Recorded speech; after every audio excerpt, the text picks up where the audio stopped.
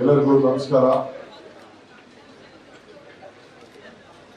ಇವತ್ತು ನಮ್ಮ ಜಿಲ್ಲೆಯ ಆಧ್ಯಾತ್ಮಿಕ ದೀಪ ಅನ್ನ, ಅಕ್ಷರ, ಆಶ್ರಯ ಇವು ಮೂರಕ್ಕೂ ಕೂಡ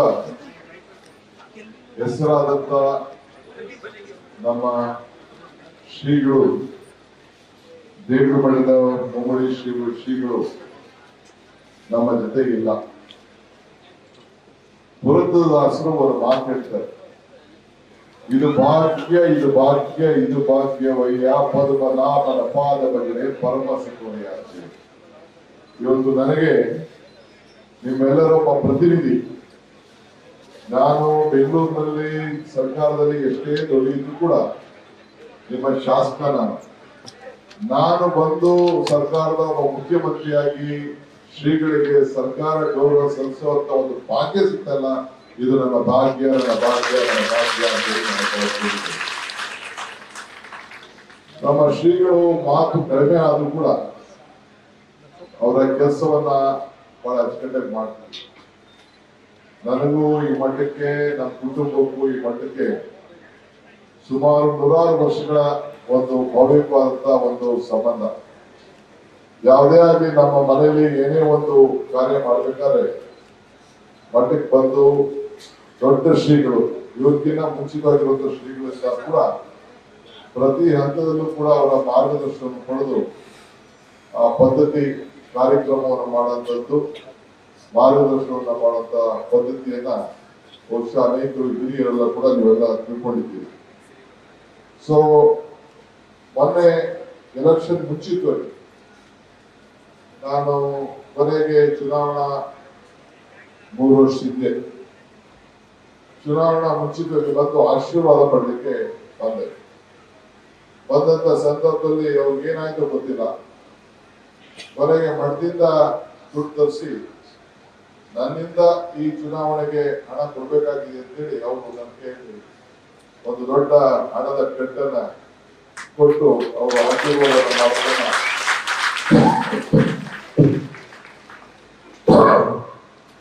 ನಾನು ಮರೀಲಿಕ್ಕೆ ಸಾಧ್ಯ ಇಲ್ಲ. ಅಂದ್ರೆ ಅವರಿಗೆ ಮುನ್ಸೂಚನೆಯಲ್ಲಿ ಏನಾಗ್ತದೆ, ನನಗೇನಾಗ್ತದೆ, ಅವ್ರಿಗೇನಾಗ್ತದೆ ಅಂತ ಹೇಳಿ ಒಂದು ವಿಚಾರ ಅವರ ಮನಸ್ಸಿಗೆ ಬಂದಿತ್ತು ಅಂತ ಹೇಳಿ ನಾನು ಭಾವಿಸ್ಕೊಂಡಿದ್ದೇನೆ. ಪ್ರತಿ ಸಂದರ್ಭದಲ್ಲೂ ಕೂಡ ನಾವು ಯಾವುದೇ ಒಳ್ಳೆ ಕೆಲಸ ಮಾಡ್ಬೇಕಾಗ್ಲಿ, ಚುನಾವಣೆ ನಿಂತ್ಕೊಳ್ಬೇಕಾಗ್ಲಿ, ಬಂದು ಶ್ರೀಗಳ ಮಾರ್ಗದರ್ಶನ ಪಡೆದು ಆಶೀರ್ವಾದ ಮಾಡ್ಕೊಂಡು ಹೋಗ್ತಾ ಇದ್ದು ನಮಗೆಲ್ಲ ಗೊತ್ತಿರುವಂತ ವಿಚಾರ. ಇವತ್ತು ಅವರ ಚಿಂತನೆ ಎಲ್ಲ ಕೂಡ ನಾವು ನೋಡಿದ್ದೇವೆ. ಹಿಂದೆ ಈ ಮಠಕ್ಕೆ ಮೈಸೂರು ಮಹಾರಾಜರು ಕೂಡ ಬಂದು ಮಾರ್ಗದರ್ಶನವನ್ನು ಪಡ್ಕೊಂಡಿದ್ದು, ಸಿದ್ಧಗಂಗಾ ಶ್ರೀಗಳು, ಸುತ್ತೂರು ಶ್ರೀಗಳು ಯಾವಾಗಲೂ ಕೂಡ ಅವರು ಕೂಡ ಈ ಮಠಕ್ಕೆ ಎಲ್ಲ ಸಂದರ್ಭದಲ್ಲೂ ಕೂಡ ಒಂದು ಆಧಾರ ಸ್ತಂಭವಾಗಿ ನಿಂತ್ಕೊಂಡು ಮಾರ್ಗದರ್ಶನವನ್ನು ಕೊಡ್ತಾ ಇದ್ದು ತಾವೆಲ್ಲ ಗಮನಿಸಿದ್ದೀರಿ.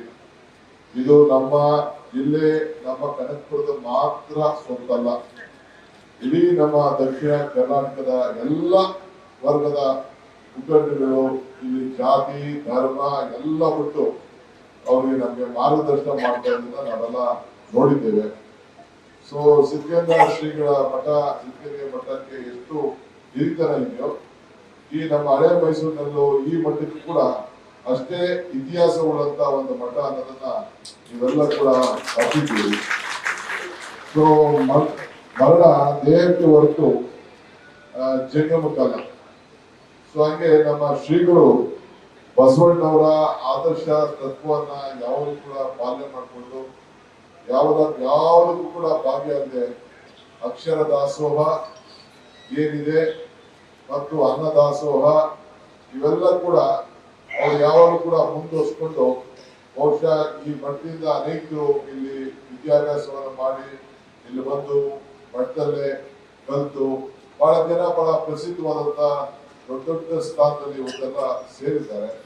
ಅದನ್ನು ನಾನು ಮುಂದಿನ ದಿನದಲ್ಲಿ ನಾನು ಬಂದಾಗ ನಾನು ಅವ್ರಿಗೆ ನುಡಿ ನಮನ ಸಲ್ಲಿಸುವಂತ ಸಂದರ್ಭದಲ್ಲಿ ಬಂದು ನಾನು ಮಾತಾಡ್ತೇನೆ. ಸೊ ಇವತ್ತು ಅನೇಕ ಅಭಿವೃದ್ಧಿ ಕೆಲಸಕ್ಕೆ ಅವರು ಮಾರ್ಗದರ್ಶನ ಆಗಿದ್ದರು.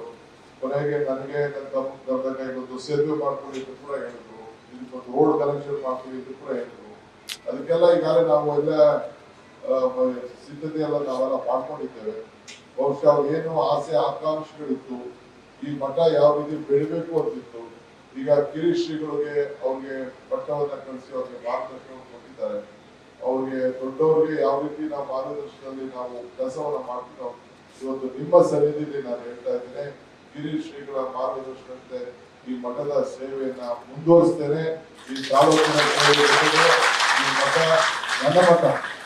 ಕನಕಪುರ ತಾಲೂಕಿನಲ್ಲಿ ಏನ್ ನಮ್ಮ 2 ಕಣ್ಣುಗಳಿದೆ, ಆ ಕಣ್ಣು ನಮ್ಮ ದೇಗುಲ ಮಠ ಮತ್ತು ನಮ್ಮ ಮರಳಿ ಮಠ, ಇವೆರಡು ಕೂಡ ಯಾವಾಗಲೂ ಕೂಡ ನಮಗೆ ಮಾರ್ಗದರ್ಶನವನ್ನ ಮಾಡಿಕೊಂಡು ಆಶೀರ್ವಾದ ಮಾಡ್ಕೊಂಡು ಬಂದು, ಅದಾದ್ಮೇಲೆ ನಮ್ಮ ಶಿವಗಿರಿ ಕ್ಷೇತ್ರದ ಮಠ ಕೂಡ ಎಲ್ಲ ಸಂದರ್ಭದಲ್ಲೂ ಕೂಡ ನಮಗೆ ಅಲ್ಲಿ ನಮ್ಮ ತಾಯಿ ಜನ್ಮ ತೆಗೆದುಕೊಳ್ಬೇಕಾದ್ರೆ ಅಲ್ಲಿ ಆಯ್ಕೆ ಮಾಡ್ಕೊಂಡಿದ್ದಂತೆ ಶಿವಗಿರಿ ಕ್ಷೇತ್ರದಲ್ಲಿ. ಅದಕ್ಕೆ ನನ್ನ ಶಿವಕುಮಾರ್ ಅಂತ ಹೇಳಿ ಕೆಂಪೇಗೌಡ ಅಂತ ನಮ್ಮ ಮನೆಯಲ್ಲಿ ಹೆಸರಿಟ್ಟಿದ್ದು ಕೂಡ ಮನೆಗೆ ಅಲ್ಲಿ ಆ ಶಿವಗಿರಿ ಕ್ಷೇತ್ರದಲ್ಲಿ ಆ ಶಿವನ ಪಾದಕ್ಕೆ ಅರ್ಕೆ ಮಾಡಿಕೊಂಡು ಇವತ್ತು ನನಗೆ ಹೆಸರು ಕೊಟ್ಟು ಇವತ್ತು ನನಗೂ ಈ ಒಂದು ಧರ್ಮಕ್ಕೂ ಮಠಗಳಿಗೂ ಇರುವಂತಹ ಸಂಬಂಧ ನಾವೆಲ್ಲ ಗಮನಿಸಿದ್ದೀವಿ. ನನ್ನದೇ ಆದಂತ, ಯಾಕೆಂದ್ರೆ ಹಿರಿಯರು ಹೇಳಿದ್ದಾರೆ, ಮನೆ ಹುಷಾರೋ ಮಠ ಹುಷಾರ ಅಂತ. ನಮ್ಮ ಮನೆಯನ್ನು ನಾವು ಕಾಪಾಡ್ತೀವಿ, ನಮ್ಮ ಮಠಗಳನ್ನು ಕೂಡ ಕಾಪಾಡಬೇಕಾದ್ರೆ ನಿಮ್ಮ ನಮ್ಮೆಲ್ಲರ ಕರ್ತವ್ಯ. ಈ ನಿಟ್ಟಿನಲ್ಲಿ ನಾವೆಲ್ಲ ಸೇರಿ ಕೆಲಸ ಮಾಡೋಣ. ಸಾವಿಗೆ ಕೆಳಗೆ ಇಲ್ಲ, ಸಾವು ಯಾರನ್ನ ಕೇಳೂ ಬರುವುದಿಲ್ಲ. ಆದ್ರೆ ಅತಿಥಿಗಳಾಗಿ ನಾಳೆ ಬನ್ನಿ ಎನ್ನುವುದೇ ಹೊರತು ಇವತ್ತು ಸಾವಿಗೆ ನಾಳೆ ಬಾ ಎನ್ನಲು ಸಾಧ್ಯ ಇಲ್ಲ. ಯಾಕೆ ಇವತ್ತು ಶ್ರೀಗಳು ನಮ್ಮ ಜೊತೆಗಿಲ್ಲ, ಆದ್ರೆ ಅವರ ಆದರ್ಶ ಇದೆಯಲ್ಲ, ಆದರ್ಶ ಮಾರ್ಗದರ್ಶನ ಇವತ್ತು ಕೂಡ ಯಾವಾಗಲೂ ಕೂಡ ಇರ್ತದೆ. ಇವತ್ತು ತಮ್ಮನ್ನೆಲ್ಲ ಬಂದು ಇವತ್ತು ಅವ್ರಿಗೇನು ಸರ್ಕಾರದ ಏನು ಗೌರವ ಸಲ್ಲಿಸಬೇಕು, ಇವತ್ತು ಸರ್ಕಾರದ ಏನು ಎಲ್ಲ ತರದ ಸೌಕರ್ಯಗಳನ್ನ ಒದಗಿಸುವಂತ ಕೆಲಸ ಮುಂದಿನ ದಿನದಲ್ಲಿ ನಾನು ಶ್ರೀಗಳು ಇಬ್ರು ಸೇರಿ ಶ್ರೀಗಳೆಲ್ಲ ಸೇರಿ ನಾವೆಲ್ಲ ಒಗ್ಗಟ್ಟಿನಿಂದ ನಿಂತ್ಕೊಂಡು ಈ ಮಠನ ಅವರ ಆದರ್ಶಗಳನ್ನ ಉಳಿಸಿಕೊಂಡು ಹೋಗುವಂತ ಕೆಲಸವನ್ನ ಮಾಡೋಣ. ಇವತ್ತು ಬಂದು ಅವರ ಕೊನೆಯ ದಿನದಲ್ಲಿ ಇಂಥ ಒಂದು ಪವಿತ್ರವಾದ ಕಾರ್ಯಕ್ರಮದಲ್ಲಿ ನೀವೆಲ್ಲ ಸೇರಿ ಪಾಲ್ಗೊಂಡು ಶ್ರೀಗಳ ದರ್ಶನವನ್ನ ಪಡೆದು ಒಂದು ಭಾಗ್ಯವನ್ನ ಪಡೆಯುವಂತ ಒಂದು ಅವಕಾಶ ಇದೆ. ಇಲ್ಲಿ ಏನಿದ್ರು ಕೂಡ ನಮ್ಮ ಸರ್ಕಾರದ ಎಲ್ಲ ಅಧಿಕಾರಿಗಳು ಇದ್ದು ಬಹಳ ಶಿಸ್ತಿನಿಂದ ಈ ಅಂತಿಮ ನಮನವನ್ನ ಸಲ್ಲಿಸುವಂತ ಕೆಲಸವನ್ನ ನಾವು ಮಾಡೋಣ. ಮತ್ತೆ ನಿಮ್ಮೆಲ್ಲರ ಸನ್ನಿಧಿಯಲ್ಲಿ ಇರುವಂತ ಎಲ್ಲ ವಿವಿಧ ಪತ್ರಿಕಾ ಶ್ರೀಗಳು ಕೂಡ ಎಲ್ಲ ಬಂದಿದ್ದಾರೆ. ಅವರ ಸನ್ನಿಧಿ ಹೇಳ್ತಾ ಇದ್ದೀನಿ, ಈ ಮಠ ನಿಮ್ದಲ್ಲ, ಈ ಮಠ ನಮ್ಮ ಮಠ. ಅವೆಲ್ಲ ಸೇರಿ ಒಟ್ಟಿಗೆ ಅವರ ಮಾರ್ಗದರ್ಶನ ಕೆಲಸವನ್ನ ಮಾಡ್ಕೊಂಡು ಹೋಗೋಣ ಅನ್ನೋ ಮಾತನ್ನು ಹೇಳಿ ಕೊನೆಗೆ ನನ್ನ ಶ್ರೀಗಳಿಗೆ ನಮ್ಮ ಏನು ನಮ್ಮ ದೇಗುಲ ಮಠದ ನಿರ್ಮಾಣದ ಶ್ರೀಗಳಿಗೆ ನಿರ್ಮಾಣದ ಮತ್ತು ನಮ್ಮ ನಿರ್ವಾಣ ಮಹರ್ಷಿಗಳಿಗೆ ಮತ್ತೊಮ್ಮೆ ಅವರ ಪಾದಗಳಿಗೆ ನನ್ನ ಸಾಷ್ಟಾಂಗ ನಮಸ್ಕಾರ. ನ್ಯೂಸ್ ಫಸ್ಟ್ ನಿರ್ಭೀತಿಯಿಂದ ನಿಮ್ಮ ಪರವಾಗಿ.